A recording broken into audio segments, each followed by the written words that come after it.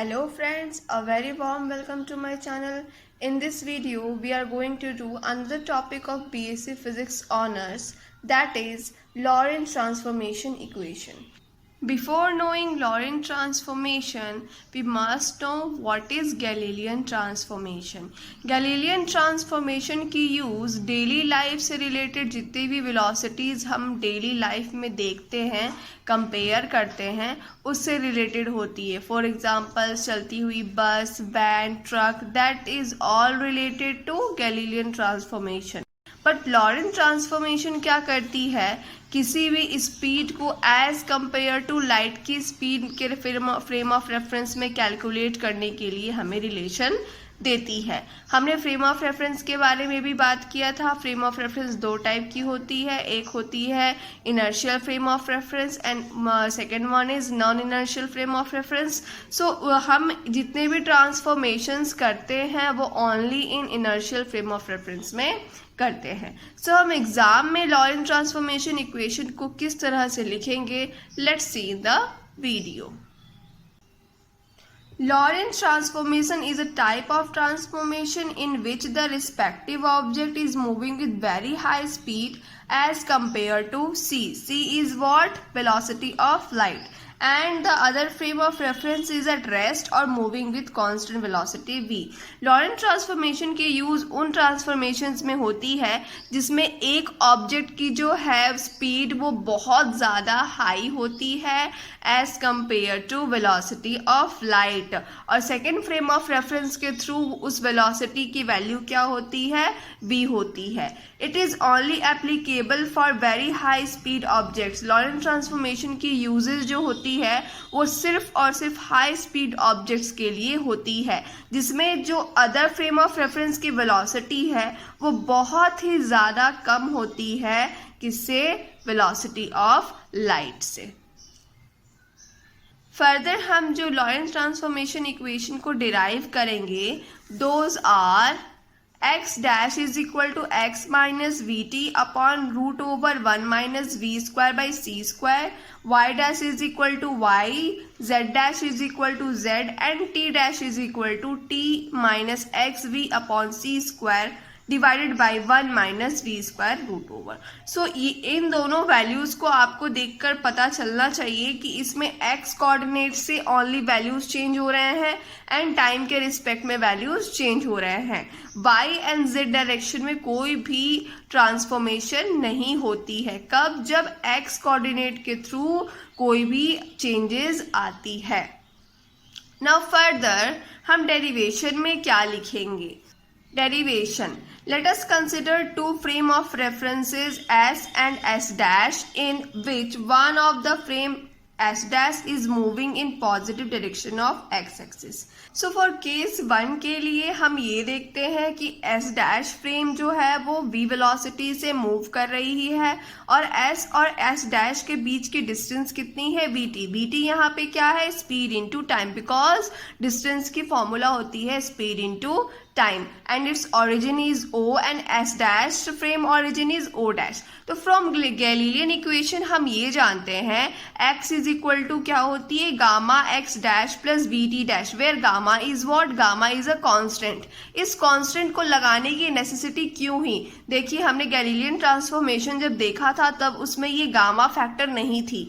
यहाँ gamma factor इसलिए include हुई है क्योंकि लॉरेंट ट्रांसफॉर्मेशन में जो अदर फ्रेम ऑफ रेफरेंस है वो वेलोसिटी ऑफ लाइट की स्पीड से मूव कर रही है. सो कोई भी फ्रेम ऑफ रेफरेंस अदर के रिस्पेक्टिव में अगर वेलोसिटी ऑफ लाइट की स्पीड में मूव कर रही है, उस कंडीशन में क्या होती है, जो ओरिजिनल लेंथ होती है किसी भी ऑब्जेक्ट की, हमें उससे उसकी लेंथ कम दिखती है.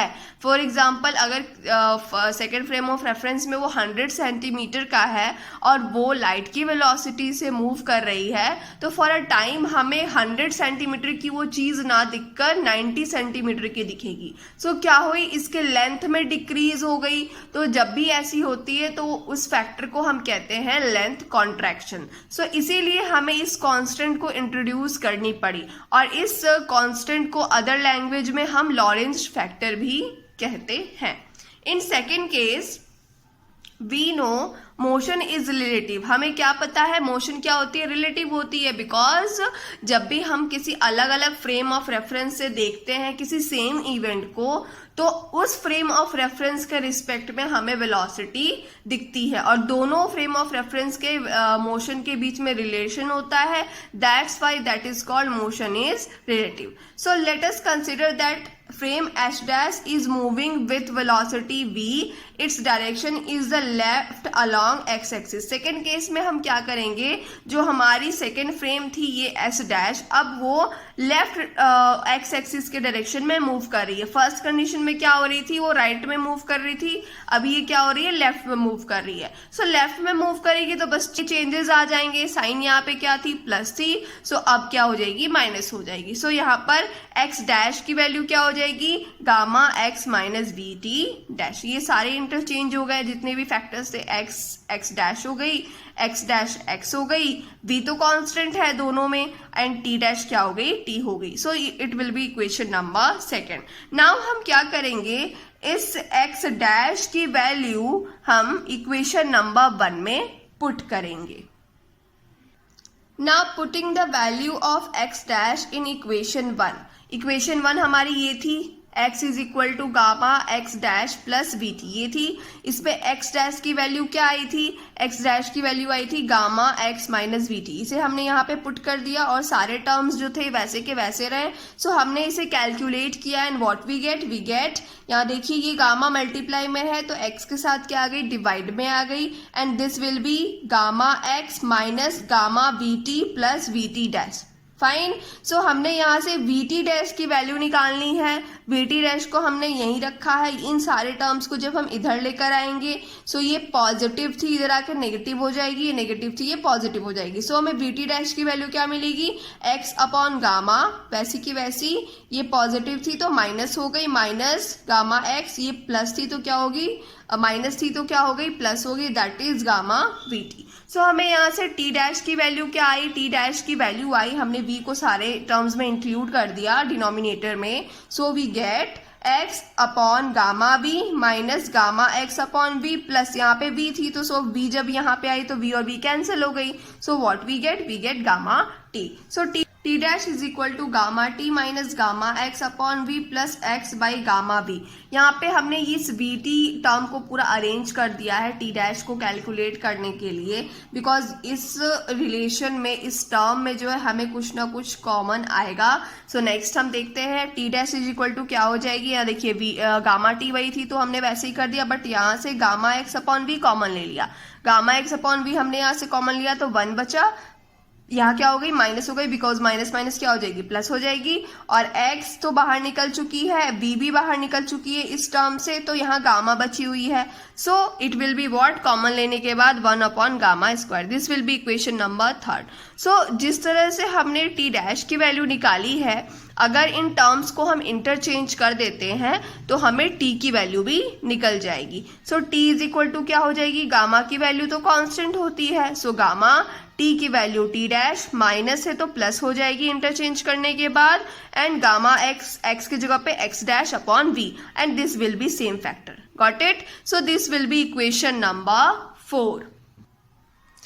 नाउ फर्दर हम स्पेशल थ्योरी ऑफ रिलेटिविटी की पोस्टुलेट के through x and x dash की वैल्यू हम कैलकुलेट करेंगे. So special theory of relativity की सेकेंड पोस्टुलेट हमें क्या कहती है, the velocity of light in different frames are always same.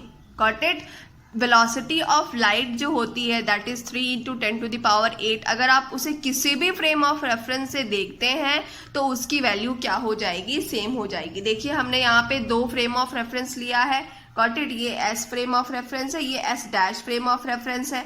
तो X की जो फर्स्ट फ्रेम ऑफ रेफरेंस में पोजीशन क्या हो जाएगी, X की CT हो जाएगी, क्योंकि position means what, distance, and distance की फॉर्मूला होती है स्पीड इनटू टाइम. तो स्पीड इस फ्रेम ऑफ रेफरेंस में वेलोसिटी ऑफ लाइट क्या है, c है, एंड टाइम t है. So it's position is equal to what, x is equal to c t. And second frame में जो पोजीशन होगी वो क्या होगी, हमारी x डैश की होगी, and in this frame also the velocity of light is c, same. So it will B c, but time की क्या हो जाएगी, टाइम हो जाएगी t डैश. Got it. तो x की वैल्यू हमें क्या निकली, ct निकली, एंड x डैश की वैल्यू क्या निकली, ct dash.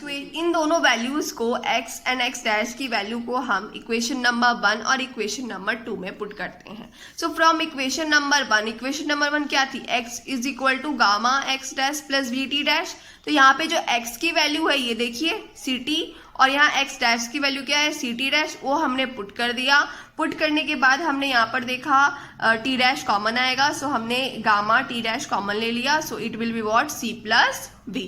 This is the equation number a।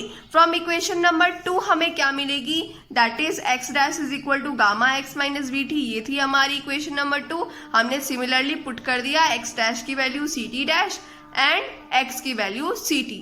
Similarly हमने यहाँ पे t कॉमन लिया तो हमें क्या मिल गई, ct dash is equal to gamma t c minus v। हमने फर्दर यहाँ से इस रिलेशन से, b रिलेशन से t डैश की वैल्यू को निकाला। सो t डैश की वैल्यू क्या हो गई, t dash is equal to, ये तो ऐसी ही रहेगी, c नीचे चली जाएगी, तो gamma t c minus v upon c। Further हम इस t डैश की वैल्यू को इक्वेशन नंबर a में पुट करेंगे।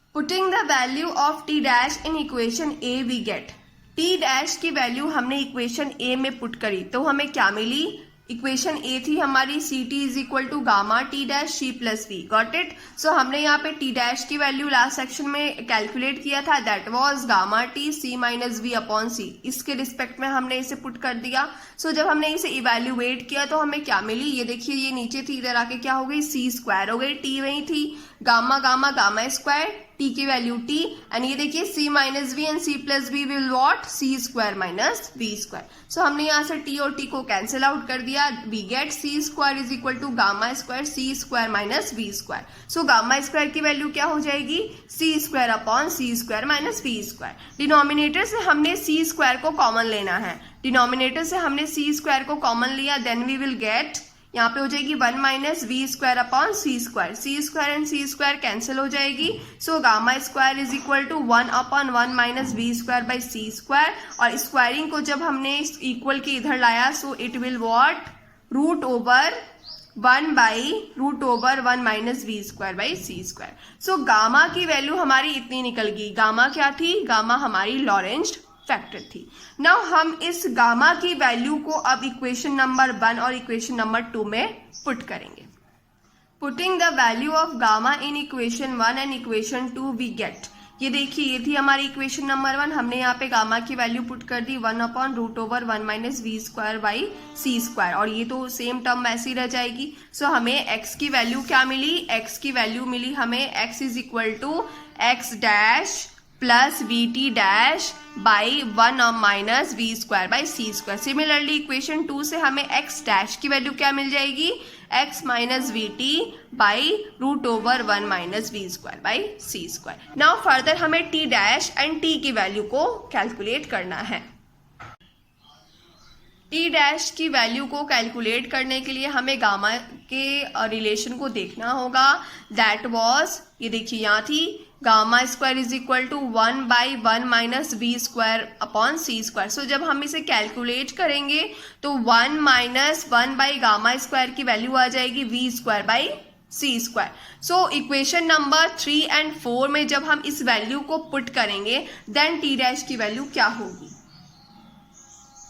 इक्वेशन 3 हमारी ये थी 1 माइनस 1 अपॉन गामा स्क्वायर के प्लेस पे हमें क्या पुट करनी है, हमें पुट करनी है v square upon c square. तो जब इस रिलेशन को हमने फर्दर एक्सपेंड करके यहाँ पर लिखा और इस वैल्यू को 1 माइनस 1 अपॉन गामा स्क्वायर की वैल्यू के प्लेस पे हमने क्या लिखा, v square upon c square. तो जब हमने यहाँ पे पुट किया तो ओवरऑल हमें क्या मिला, t dash is equal to gamma t minus gamma x v upon c square. ये देखिए गामा एक्स एक वी बचेगा यहाँ पर एंड नीचे क्या बचेगा, सी स्क्वायर। सो जब हमने यहाँ पे गामा को कॉमन लिया then we will get t minus x v upon c square.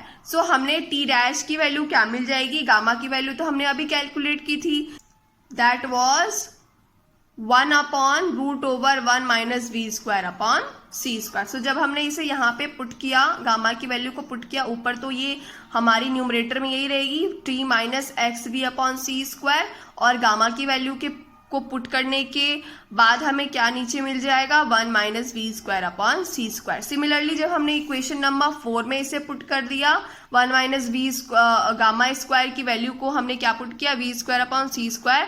So overall calculation के बाद देखिए यहाँ पे गामा टी डैश ऐसे ही रह जाएगी, v and v cancel out हो जाएगी, gamma x dash v upon क्या हो गई, सी स्क्वायर हो गई। सो सिमिलरली हमने गामा को यहाँ से कॉमन ले लिया, कॉमन लेने के आफ्टर हमें क्या मिली, t dash plus x dash v upon c square. Gamma की वैल्यू हमें पता है, that is 1/√1 minus v square upon c square. So हमने t की वैल्यू क्या मिली, t dash plus x v upon c square √1 minus v square upon c square denominator में है।